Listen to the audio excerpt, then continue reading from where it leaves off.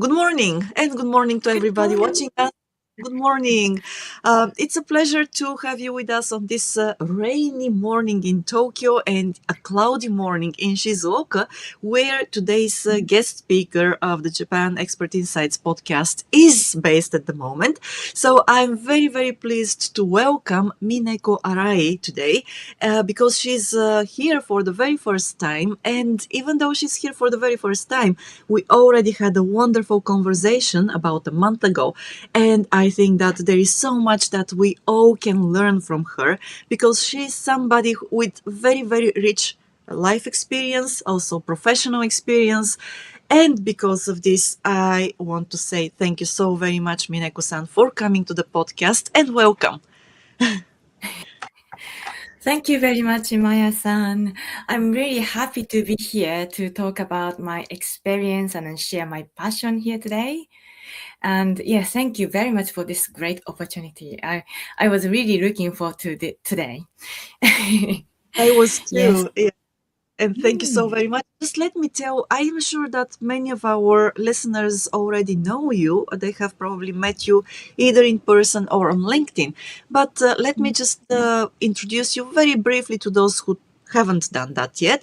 So, Mineko Arai is a professional educator, if I can say this, and she's a professional native Japanese teacher. So, she's been also best tutor online by what is this Vida Lingua, right? You have been yes, yes, which is wonderful. So thank you very much again for letting me introduce you in this way. And also, Mineko is the founder of the Arai Academy of Japanese Studies.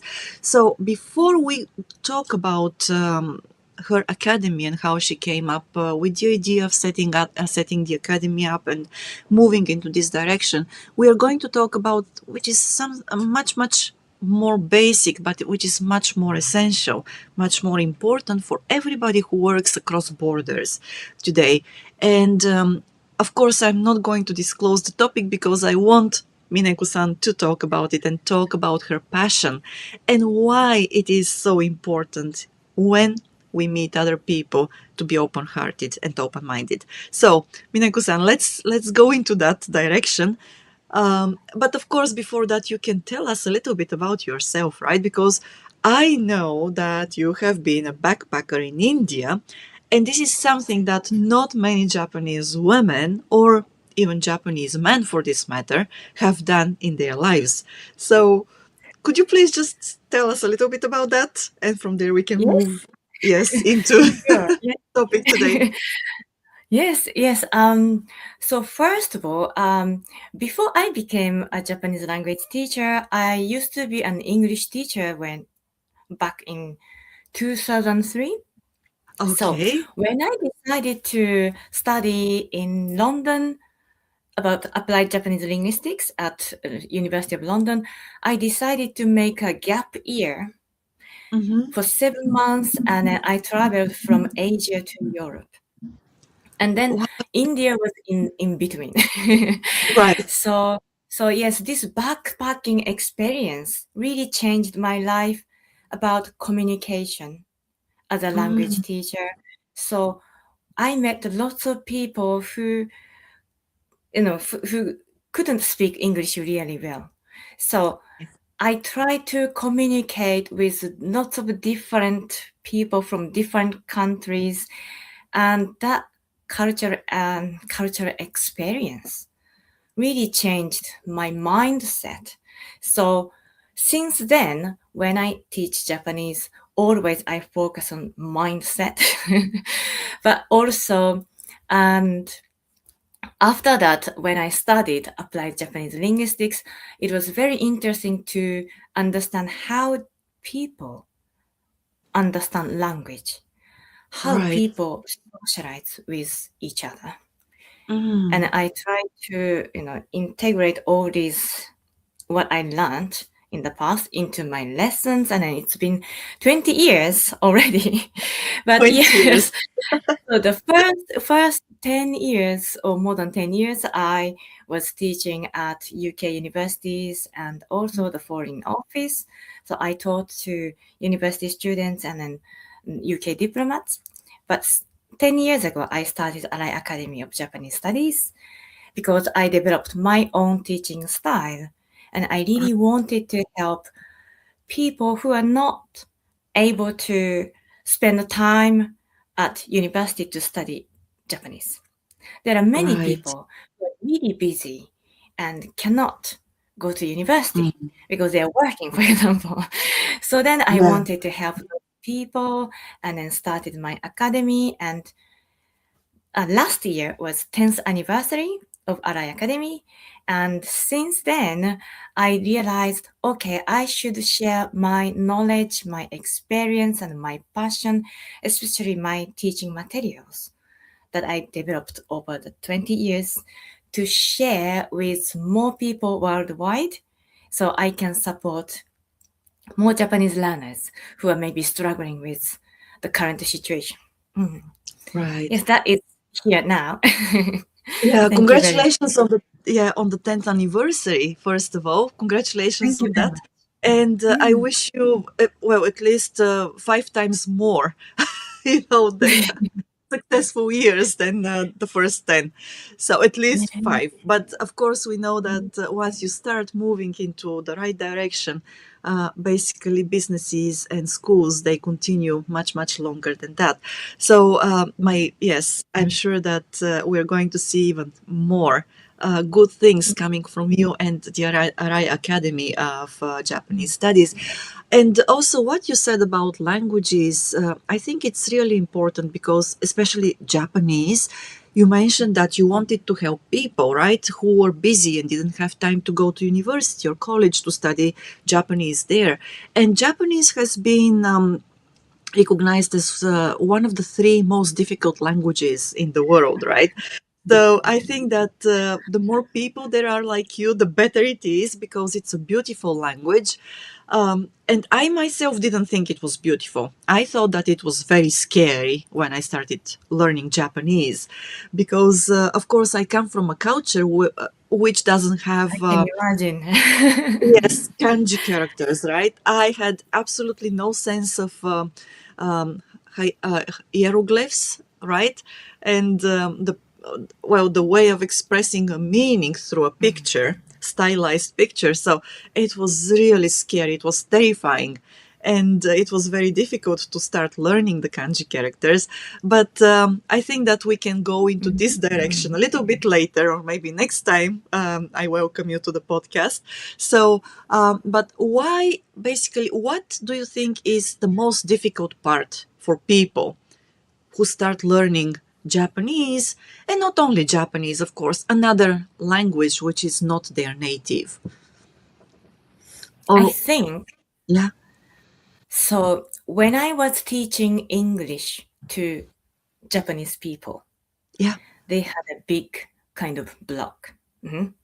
And for Western people learning Japanese, had the same block in between. But what is This that is block? what I Well, realized.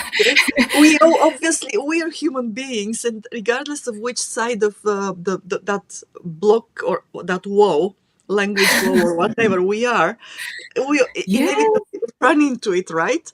But what is yes, blocking our, let's say, our minds, or I don't know how, our exactly. brains? Our mind. So, yeah, thank you for inviting me for the second session, which is on 28th of Yes. January. I'm going to talk about Japanese mindset. But so this mindset is the block actually. Because Okay.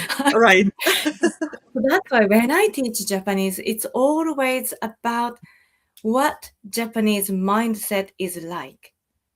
Then, Mm, once my students understand that point, it's a lot easier to express. right. Mm. So because, so actually, when I was teaching at King's College London, Hmm. I also studied MBA in education management, Right.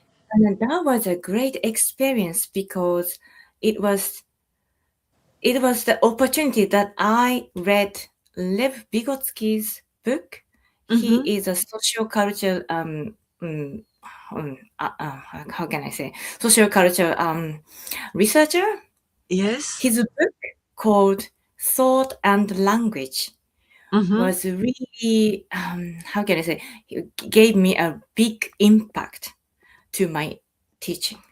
Right. So then because I backpacked and also my experience living in the UK for the last 23 years, Mm-hmm. both of them were very helpful, but also this book really helped me for teaching about cultural aspect and language itself. Mm-hmm. So Japanese people express like this because we think like this. And let's say British students don't understand that.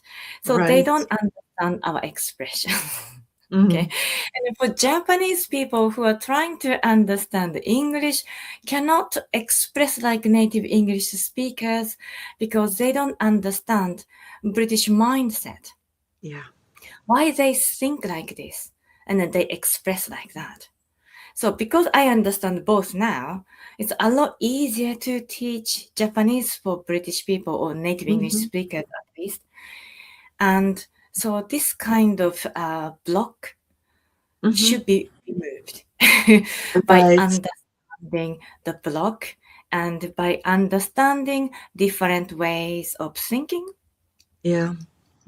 Right. of You Japanese know, people. yeah, I remember when I started studying Japanese here. And so I went to a school, a private school, of course, because before I came to Japan, I knew just a few expressions like, ohayo gozaimasu or arigato gozaimasu and so on. And then when I started going to school here, so unfortunately for me and for my teacher, so I had a native teacher, speaker of Japanese, right? But she didn't speak any other language. And of course, I didn't speak any Japanese. And so what happened is that she tried to explain to me situations in which I was supposed to use keigo, the polite expression, right, the polite language, through pictures, like pictures of people, like animated pictures. And it was funny because I remember even nowadays that she expected me to think in one way, and then my mind would go into the exactly opposite direction. Because when you say itadakimasu, right, so it means that I accept, or how can I say, sasete itadakimasu, right? Which means that I am being allowed to do something, Exactly. right? And then in my Western mind at that time, I was like, why do I need anybody's permission to do anything, right? Yes. And I thought this is really so strange. And so my mind would be like, I don't understand why I should say such a thing, right? And then so, and of course it mixed up, it just it was such a disaster for me. For the first 3 years I didn't learn that much until I met my next teacher, and she actually was able to explain to me and my classmates that by saying something something sasite itadakimasu, it's just an expression. It doesn't mean that you need the permission, especially in modern Japan, okay? Mm. Because in the past probably it meant what it meant, but not Ah, nowadays. yes. And so Mhm. finally she put our thoughts and hearts in the right place, that second teacher of mine. Oh, I see. Yes, I think teacher is very important as Yes, well. yes, And yes, as you said, your first teacher didn't speak any other languages, just Japanese. So right, that also blocks your learning because, so I think for Japanese people, when I was studying English, so first of all, I couldn't speak English at all, and then my teachers, right. English teachers at school couldn't speak English at all. They Oh, explained oh, everything okay, in Japanese. Yeah, yeah, yeah. They couldn't have a okay. conversation in English at all. So Mm, their explanation was really difficult to understand for me. Why we have to say like this? And right. a good example is like tea culture and tea Mm, expressions okay. in Japanese and English. For example, when I learned it's my cup of tea or something like that at school. Oh, yes, yes, Cup of yes. tea. And it means I like something my teacher said, but I didn't understand why you have to say my cup of tea. Why? Because in Japan, like I'm from Shizuoka, so tea drinking is our culture too. So we drink tea all the time. And then tea is always the same taste for everyone. Mhm. Yeah. We don't have how many sugars, how many milk, how much milk, Yes. how thick, or semi no, what do you say? A semi milk, a whole milk, or that kind of thing. Whole We don't have milk or any skimmed. Mm. Yeah. yeah, skim milk. So tea is always the same taste, and then when we have um, tea ceremony, it's Mm. supposed to be the same taste for everyone in each Right. cup. So my cup of tea didn't really make sense for Japanese mind. Yeah. So this kind of expression is created by people who make different tastes of tea for their own Hmm. taste. Then Yeah. you can finally understand. So this is my cup of tea means it's different from others because this is my taste. I like it. Right. Yeah. So Yeah. that kind of learning is really effective. You can Yes. instantly understand and use it. Yeah. You know, Yeah. I think also, yes, I remember another example also from my personal experience, of course, and it may be a little bit different from what you are thinking. Please let me know about this. But I also think because the expression is basically a crystallized. No, the language is a crystallized expression of the local culture, the people who speak that language, right? And so also when I studied language, Japanese language in the beginning, so it was very difficult to actually accept the fact that a lot of the expressions here are in in the okemike, right? Which is Okay. basically the passive mode. And some of the Mm, verbs, even when they're not in passive, they still convey the meaning of passive or of reception or receiving something, right? And so, for example, we have the English expression of take an exam, right? And then when you say this in English, it's just when you think about the verb take, it's like you reach out and you take something, right? This is by your own volition, so mm, that you know just stretch your hand, for example, take out, and because you wanted to do that. And then in yeah. Japanese you say shiken o ukeru, which is like Okay. Yes. okeru, right? Which is like I receive Yeah, a test. exactly. And so this Mm, is also, even though ukeru, the verb is in active mode, it still mm. conveys that passive Yeah. receiving, right? And so I And didn't understand that in the beginning at all, right? I understand. Yes. Yes, and of course, I can also give examples with when I was studying French, for example, with my friends. And the French, they have the expression j'ai faim, which means I'm hungry, which means I have hunger. And then Oh. my friend would say, "What kind of a childish expression is that?" So, but that's because we didn't understand the culture behind the language, right? So Mm. I Yes, think this as is yeah, it's yeah. basically having a teacher who can explain those differences to you in your native language or a language that you understand is really very important. And so, Oh, yeah, I guess that here we are on the same wavelength, you and I, at least. yes, I think so too. So that is the reason I decided to move to the UK to become a better Japanese language teacher, to understand their culture first, lifestyle. It's all affect our expressions. Yes. Yes. So, so I think it's really important to understand the student's background first. Hmm. Then I can finally teach better. So the block is again, the block is we need to understand other culture, different way of thinking, and in this way we can express better, like native Yeah. speakers. Yes. I like Yes. that because it tells me that I think that what also we can say in different words is that we need to be empathetic, right, to our students or to the people we work with, because if we don't know what they struggle with, then we have no way of explaining and helping them go through that struggle, right? Exactly. Yes, Yeah. I struggled a lot when I was studying English. Mm-hmm. Through this experience, I also developed my way of teaching Right. teaching Japanese as well. Not Yeah. only applied Japanese linguistics, and then actually I realized that applied Japanese linguistics is basically applied linguistics in general Mm. is quite based on European languages. Yes. So Yes. their mainstream now is between European languages, Mm. not between Asian language and European language speakers.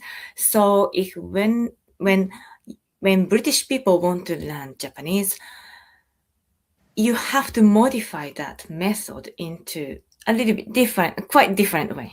Yes. So I developed my own way of teaching, and then my students are all very happy about it. And then basically that is cultural understanding. Right.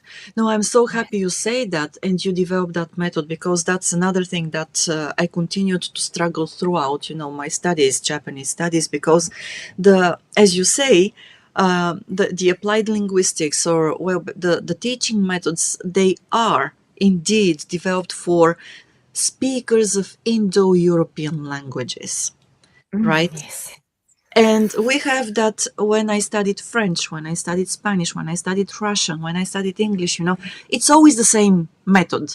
It's more or less the same process, the way we see the languages. But we see those languages in that way because they are Indo European languages. And when I came to Japan and started using the Japanese textbooks here, and I was at a total loss, because most of the things that, I mean, they didn't follow the same process of teaching as the one I was used to. And then most of the expressions and the idiomatic expressions, and also the expressions that we use in everyday Japanese, they were presented in way, a situational way.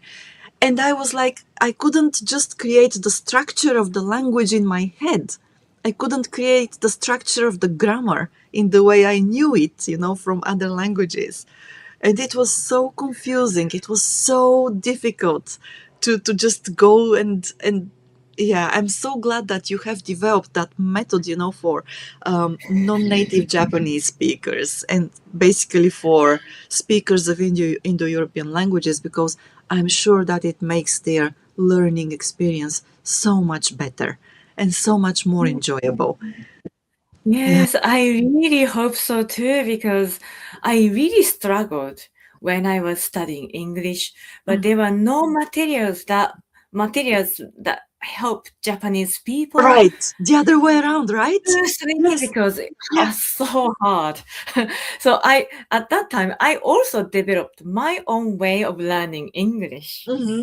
Yeah. And then when I went to London studying English at the language school, the teacher couldn't speak any other languages, only English. Yeah. And Exactly. other That's the friends, same thing. other classmates from Colombia or those Mm. European language speakers, French people, picked up English much quicker than me, so it was a terrible experience. But Yeah. also another experience. Okay, so when I was at King's College, my boss was really kind. When I talked to her, I want to learn Spanish. And Hmm. then she said, "Oh, you can take her lesson." And then I just took my colleague, Spanish teacher's lessons. And I Yeah. got the credit as well, even though I didn't need. So it was a proper university course. And those students who were first year at the university, So they were young enough, maybe, but also they were Europeans, basically. I was the only Asian there. So Mm-hmm. they picked up Spanish much quicker than me. And then from this Yes. experience, I just realized am I stupid or what? Because others can pick up so much quicker than me. Am I stupid or what? But this method, those teachers teach for European people, works, but not to me. And then this was another challenge that, okay, I should develop my way to help my students who have the Mm. same block that I feel Yeah. when I was studying Spanish, so and Mm. English. So I just really wanted to remove that, and I Right. created it that is always focusing on what is Japanese perception and then how we Mm. feel and then what we express. For example, English doesn't have the expression よろしくお願いします. Right. And Yeah. then its translation for beginners is always nice to meet you on any books. Yeah. It doesn't help. No, it doesn't. Because I always use the phrase to the same person, same Japanese person by emailing or telephone call or any time.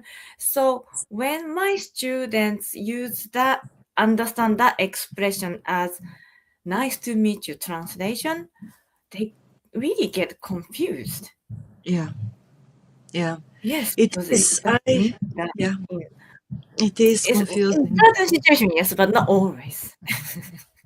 Indeed, Mm, because yeah, I what I love nowadays, but I really was frightened of, or I was scared of, in the beginning, was that, as you say, the same expression in Japanese used, well, depending on the situation, means different things, right? mm, And in the beginning, of course, I had no sense of situational developments, right, and how the meaning of these expressions changed. mm, And the interesting thing is that, well, my third teacher actually, after I came back from Hokkaido and continued studying here, so I was very concerned at that time because I knew that I didn't have the sense of situational meaning of expressions, right? And then I talked with my teacher and I said, I'm worried that I may sound offensive in certain situations, even though I don't mean to be so when I speak Japanese to my colleagues. And you know what she said to me? She said, "Don't worry, because when you're polite and when you want to express or when you want to show that respect and politeness, even if you make mistakes, your colleagues will not feel offended, but you have to show your openness. You have to show that you want to learn, right?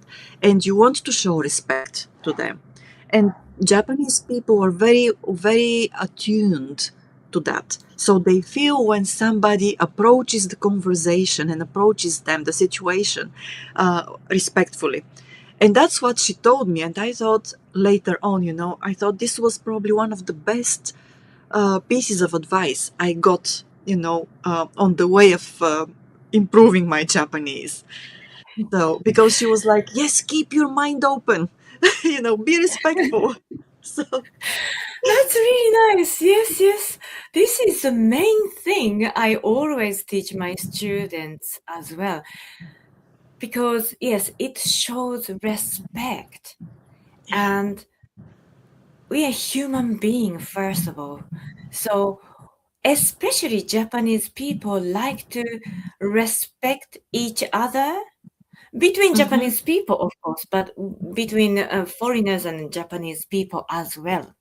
So, because I think mutual respect is in general very important for anybody in Yes. any country, but especially for Japanese people, I realized that we really value this. Yes. And without respect, we can't do anything first of all. So mutual trust and respect is the foundation of doing anything. Like for example, especially for business. Mm-hmm. For Yeah, business, before talking about any project or plans or deals, this mutual respect and trust are the foundation to begin with. Without yeah, it, nothing starts, I think. For right. Japanese people, Yeah. yes. I Mm. have a question to you. Do you think that because I come from a Western culture, okay, and then for us, we have the expression that we have to earn respect. In Mm. Japanese, here in Japan, respect is given, right? And it is Mm. foundational, as you say, in human relationships, in business relationships, and Mm. everything.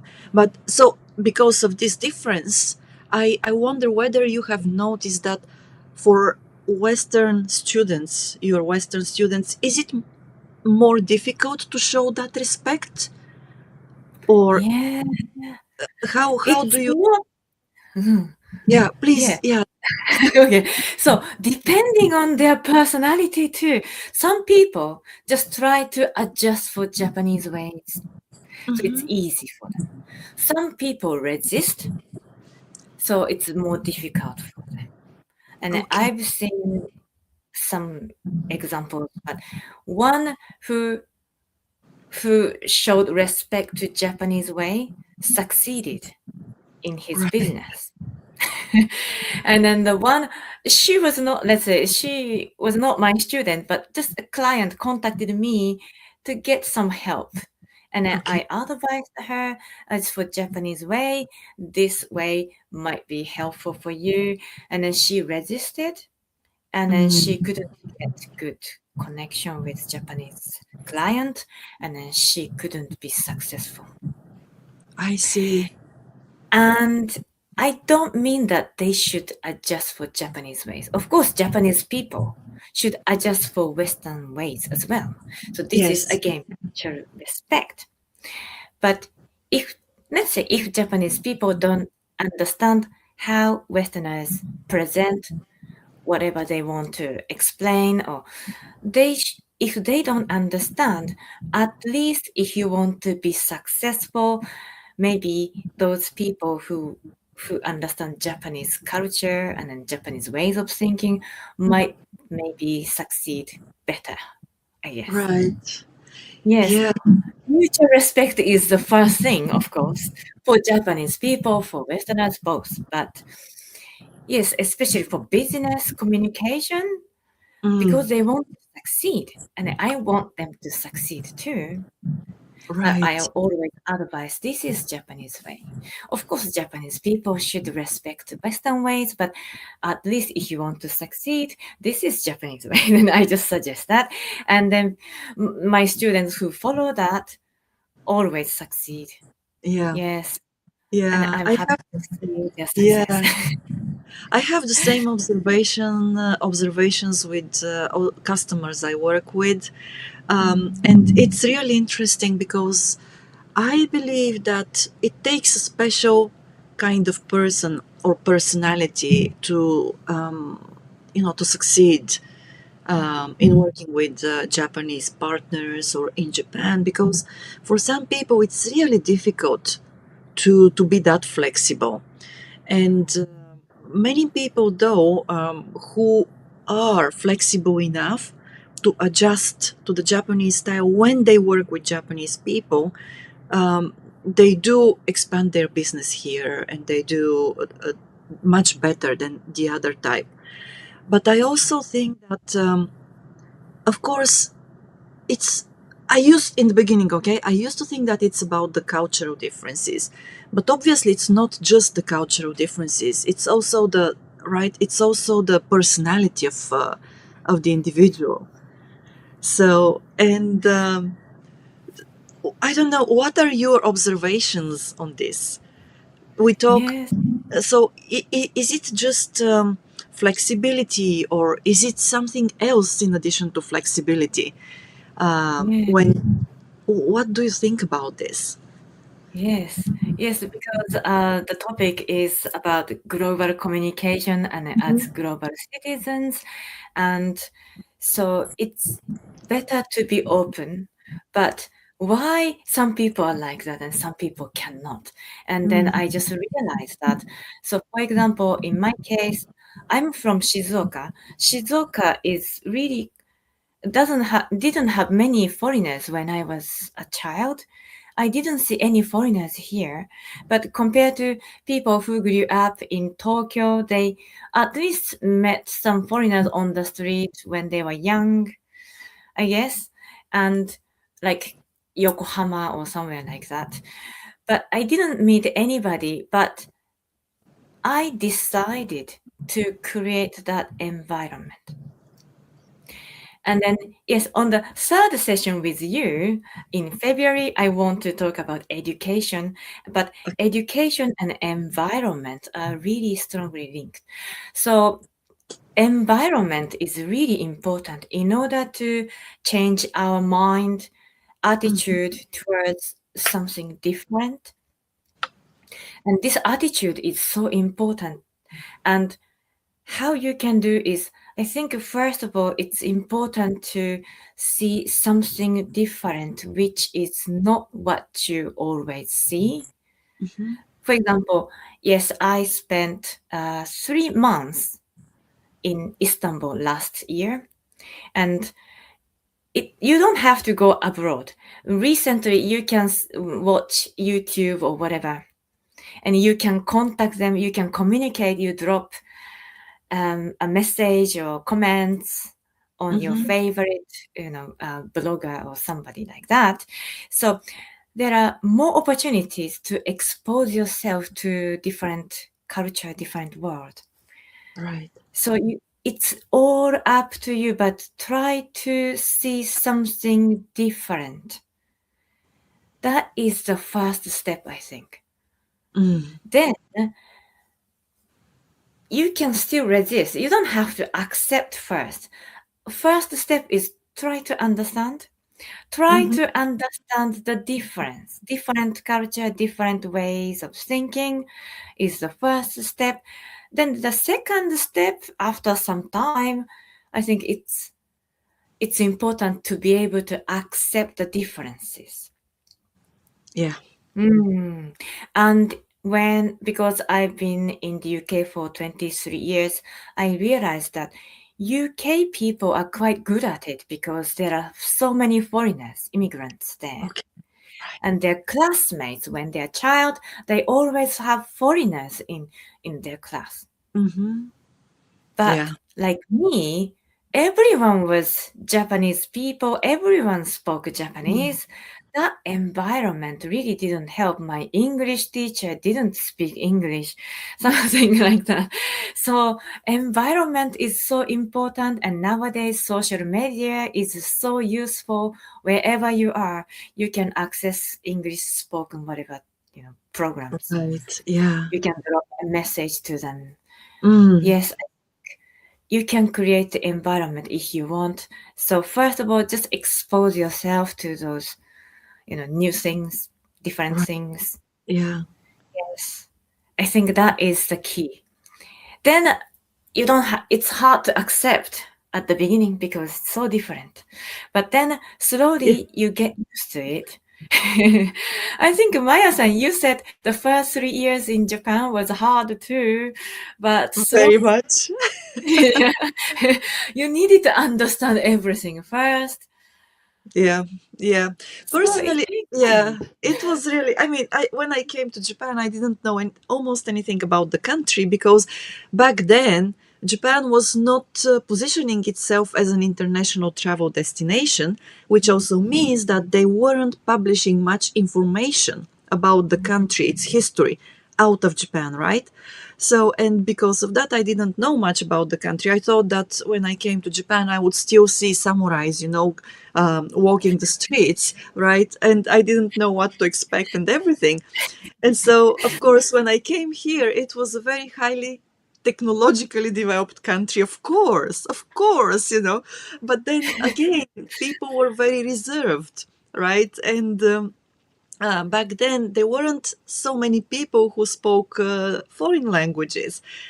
That has changed, of course, but back then it was difficult, and I didn't speak almost any Japanese. So it was so stressful that for the first 3 years, even though I studied Japanese maybe 2 or 3 times a week, nothing stayed in my head because of the culture shock. And of course, yeah, as you said, I mentioned it to you, but it was like everything was so different that I always came home with so many questions.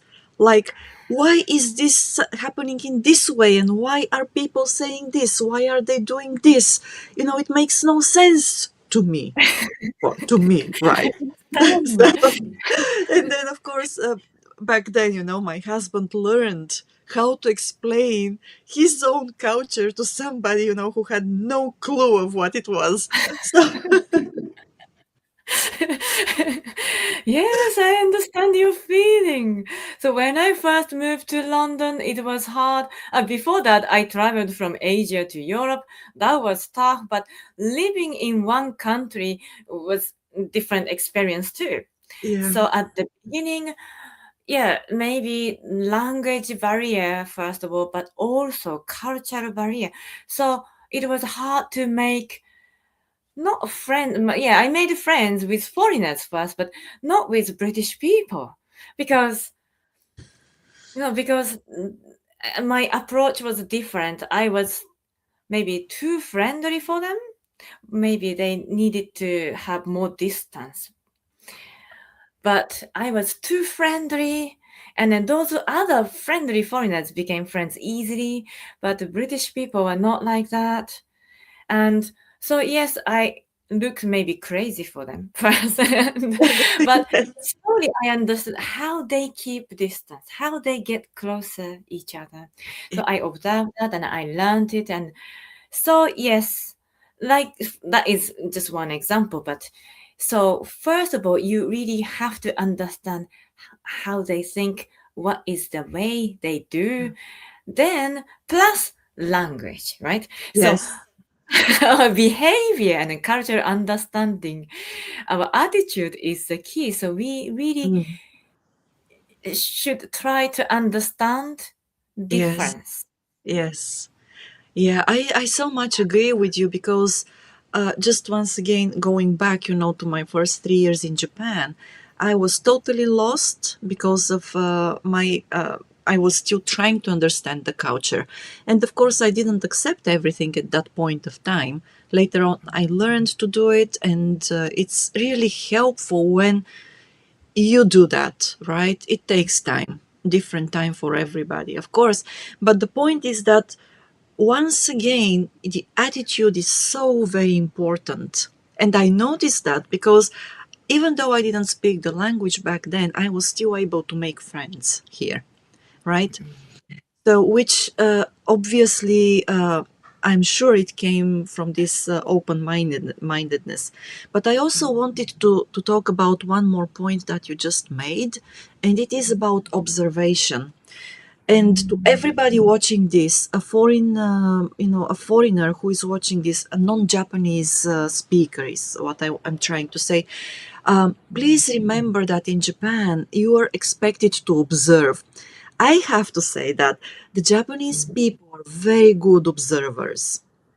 And Mineko-san, I think that you had an advantage because you were born and raised in Japan, and you are naturally good observers, um, right? Because in the West, we rely much more on self explanation, verbal explanation of ourselves, right? Mm.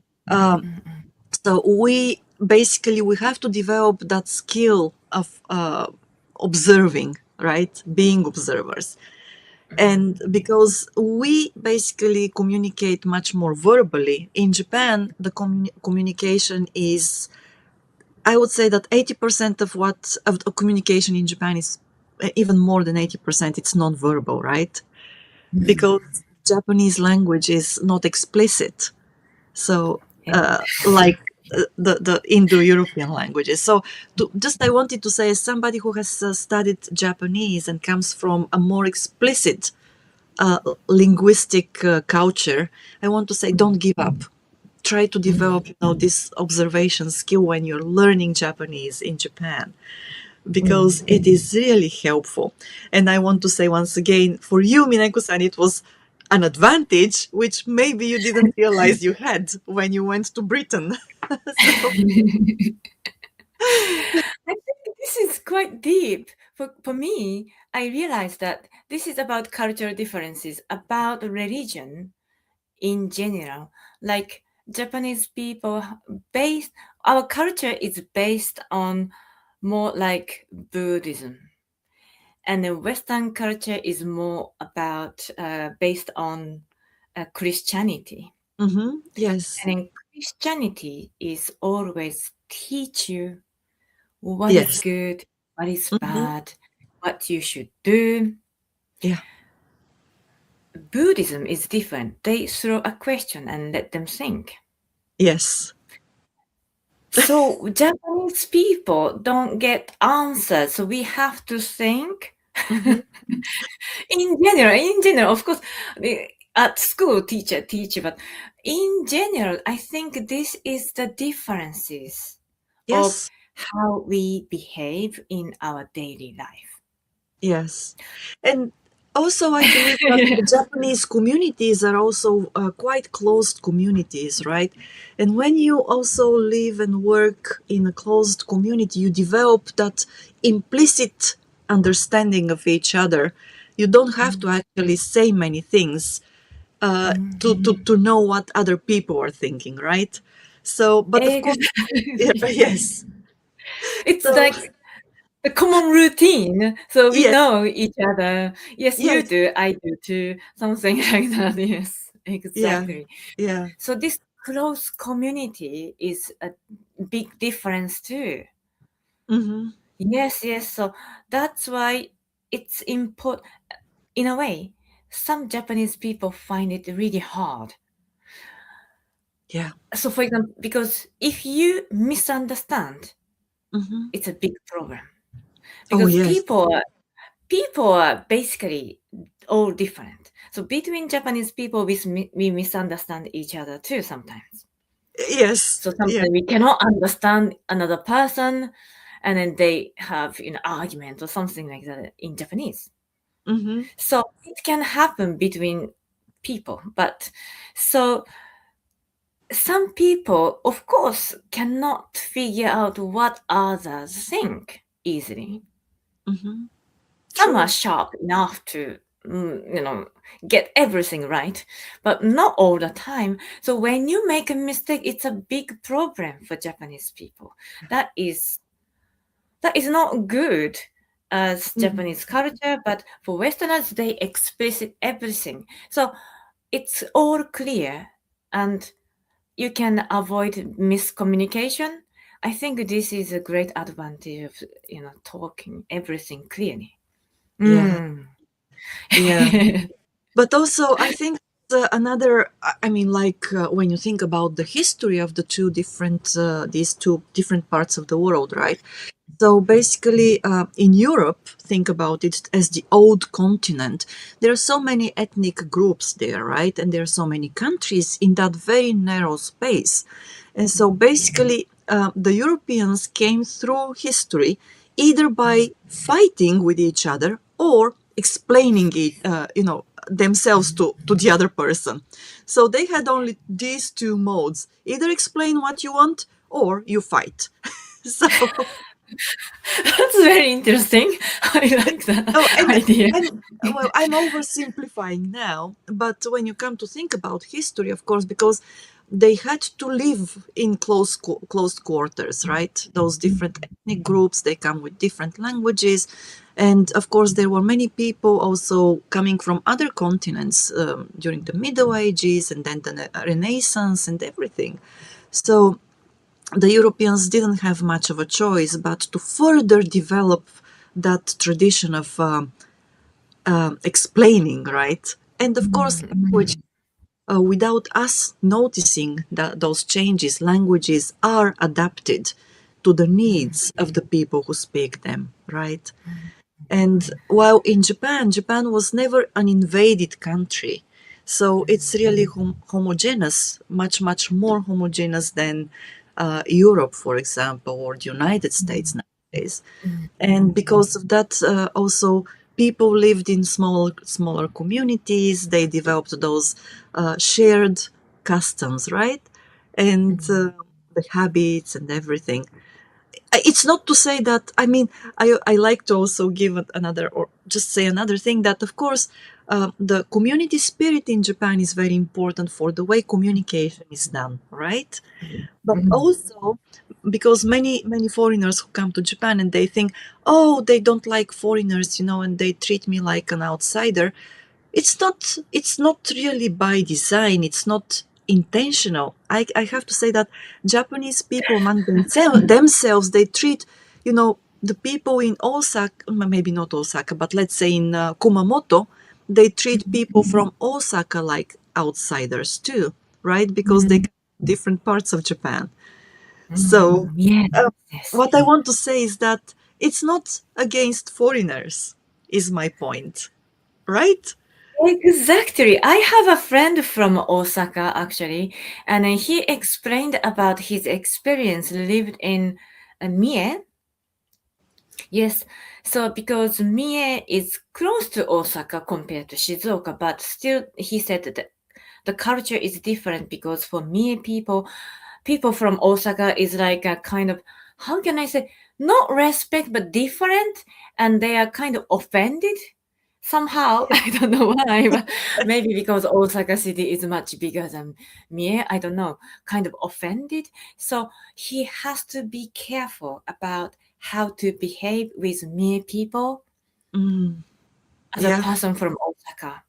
yeah. So it's not about foreigner. And also when I was in Okinawa, Okinawa is an island, Mhm, islands, I should say, but in one island, Miyakojima, he talked about the mainland, Japanese people from the main island. mm, And yes, I just realized, oh, people see like that. So it's different. Between Japanese people, yeah, we see differently. And in Tokyo as well, Tokyo people think, you're from, they don't maybe look down, but you're from Kansai. different Kansai, for Kansai, example. or especially Kansai people, I guess, Kanton and Yes. Kansai. So Yeah. it's not about foreigners. Among Japanese people, there are lots of cultural differences too. Yeah. And then they have to be careful about how to say, Mm, what to say, as well. yeah. But as you said, because yeah, think about those foreigners and Japanese people. Japanese people are not really used to foreigners. Hmm. So they have more difficulty with dealing with differences compared to, let's say, UK people, because British people grew up with foreigners at school. Yeah. But Japanese people mainly no, I guess. Maybe in the future, but at the moment, not many children have the same experience like British children have. So it's hard to expect Japanese people behave like that, more open to foreigners. Yes, Yeah. but of course, it doesn't mean that Japanese people don't need to learn anything about foreign culture. They should develop that mindset too, open-mindedness. Yeah. But I Mm. have noticed that actually, and it's a good trend. And I think that I mentioned this to you a little bit earlier today, that so when I go to a shop, for example, or a restaurant, still in many shops and restaurants, the shop assistants are Japanese, right? Even though there is shortage of labor of young Japanese and so on, many shop assistants are Japanese. And when they see me, because of course I don't look Japanese, right? So I have blonde hair, blue eyes. So when they see me, they immediately start speaking in English, and I speak to them in Japanese. But even when I speak to them in Japanese, they continue speaking in English to me. Right? So and Really? Yes, which is very sweet. And of course, sometimes I can see that with some of them, it's really a, how can I put it? They do it with a lot of pleasure and like something, this I'm going to, to nail this. And that's wonderful. But for some people, I can see that they struggle with it. And when I say, 日本語でも大丈夫ですよ, and they still continue speaking in English. But that's good. They can speak English, right? Yes, It's yes, good. yes. Because So, some people who cannot speak English, I heard about this situation from my friend.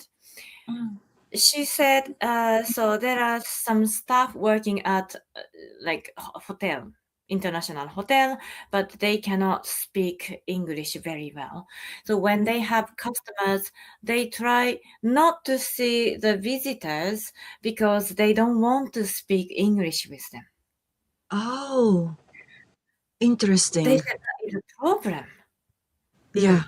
yeah, So I think they don't have to speak English, at least the right. first greeting. When they arrive there in the afternoon, they can just say konnichiwa. Yeah, People understand that can be greeting, right? yes, Like yes. welcome or something like that with Mm. smile. That kind of attitude is a lot better than just avoid eye contact and then please somebody who can speak English deal with that customer. Not like that. I think yes. So if Japanese people who can speak English to you, even though you speak Japanese to them, that is in a way sweet, but they can Yeah, switch to Japanese one. yeah. No, I find it very endearing, and I wanted to share this because you said that Japanese people also need to learn about other cultures, and I wanted to say that many people do. And because I also worked in the outbound travel and tourism industry here, I can tell you that the Japanese people who travel overseas to foreign countries, they are very good learners, and they go there very well prepared because they learn about the culture, they learn about the history of that country before they get on the airplane. So yes, which is just wonderful. uh, they don't rely only on their guides once they reach the destination to educate them. They prepare. And I love this about the people I have met here, because they prepare much much better than many people I have met back home in Bulgaria, for example. Oh, Right? really? Yes, yes. Mm. That's very interesting. Yeah, so when I went to Istanbul, I really enjoyed studying about Ottoman Empire, the history, Mm-hmm. because it's always interesting to learn about different country and then different people. Then I can understand Japanese culture and Japanese people, and Mm-hmm. I can also compare with British people too. Because by the way, Britain and Japan are in a way very similar Yeah. because both are islands next to continents. Mm-hmm. Yes. Europe. And yes, so we have something in common, but also very different from the east and from the west. And then somewhere in between, like Turkey is so interesting. The people speak Turkish, not Arabic, but British people think they speak Arabic Oh. because their religion is Muslim. Mm-hmm. Yeah. Mm. But it's okay. Sorry. Yeah. Yeah. I probably have once again. This time I have an advantage because Bulgaria has a border with Turkey, and for 500 years we were actually part of the Turkish Empire. So, okay, that's. I'm not going to be judgmental about other nations. So yes, and yes, so this is very interesting to uh, learn about different culture, history, people, Mm, language as well. and Right. their behavior. So yes, of course studied a lot about their history, and it's a great mixture of like Roman Empire time, like, Mm-hmm. and then Ottoman Empire, and now Turkey. And yes, how they develop their culture is very different from Japanese culture and then British culture. Yeah. Yes. Christianity and then in Muslim, basically, that mixture is very fascinating. Yeah. So I think it's really important to try to understand different cultures, different ways of thinking. And one example when I was in Turkey was very interesting.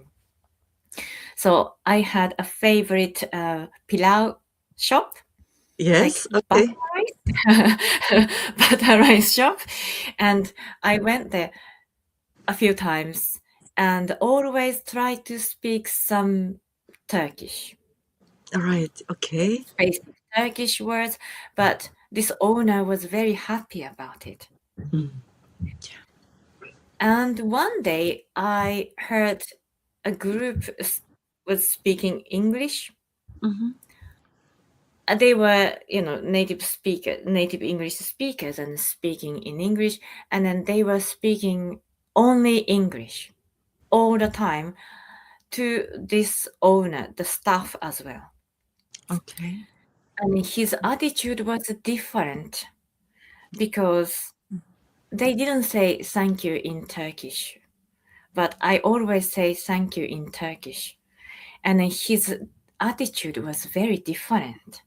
So the same person changes like this, and that was kind of interesting Yeah. experience as a customer. And my student said the same thing actually. So he traveled around in Japan with by speaking some basic Japanese. He was a really beginner, but he studies Japanese and went to Japan for the first time. And then he said, "Oh, sensei, sensei is teacher, but hey, sensei, it was a great experience. It was so different from any other trips I made." So he tried to speak Japanese as much as possible. And also, I always teach the cultural aspect, Mm. what touches Japanese people's heart. So Right. he knows why Japanese people bow so Mm. often and why Yeah. it's so important. And then, so he behaved like Japanese native speaker, even though his Japanese is basic. So Japanese staff were really impressed. So they treated my student totally different from other customers who only spoke English to them. Yeah. So then he said, "Oh, so when he left the shop after payment, he left the shop, and after maybe 100 meters away, the the shop owner came to him and he gave him a bag of snacks, like sweets or something they are selling in the shop." Mm-hmm. And I asked him, "Did they do that to any other customers?" And he said, "No, only to me." So, Right. so of course, we are human beings, so we should equally treat customers. But if customers show respect to the different culture, and of course, they want to give something back to them. Yeah. That is how they treat nicer to them. I think Yes. this kind of communication style, attitude, are really important for Yeah. global communication. Mm, Very much so. Well, yes. yeah. Thank Mm, you so very much for this wonderful conversation, Mineko-san. And actually, I'm very happy that we're going to continue it. So, the yeah. next one we're going to have on January 28th. So, to Mm, everybody who watched, thank you very much for watching. We had Douglas Campbell and also Ali Gochin. We've got also Sarasa Uchiyama and Rafi Supert. Super. I'm sorry. Yes, this is a handle name, I believe. So, to everybody who stayed with us, thank you so very much. And please feel also free to reach out to Mineko-san if you are a Japanese language student, if you want to learn also the cultural aspects of Japanese, the language itself, and some behaviors here that are very helpful. Also, I want to tell you in advance, it's a little bit early, but please have in mind that on February 11th, we're going to have a very special guest. He is Glenn Fukushima. He is Distinguished Career Institute Fellow at the Stanford University. So please be prepared and put that date also on your calendar. That is February 11th. And also, once again, we'll have Mineko-san with us on January 28th, the second time. So please be with us again at that time. And Mineko-san, thank you so very much for this time, this podcast. Thank you very much, Maya-san, too. I'm so happy about this session. And then I look forward to the next session, too. Me too. Mm. Yes. Okay. To everybody watching us, have a great day and see you next time.